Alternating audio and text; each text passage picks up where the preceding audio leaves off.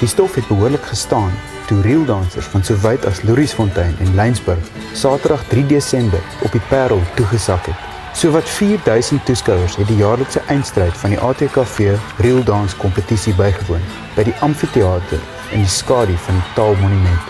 David Kramer het as gaskunstenaar opgetree en die skare behoorlik bekoor.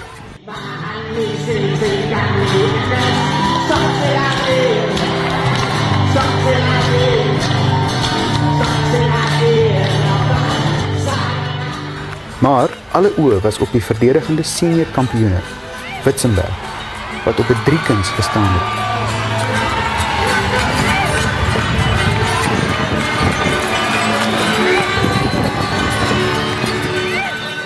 Enige aanspraakmakers sou egter eers verby hierdie rykie moes kom, die beoordelaars. Hulle kyk na algemene indruk, luister na die gehalte van die musiekbegeleiding en kyk of die dansers binne die tydlimiet van 7 minute bly.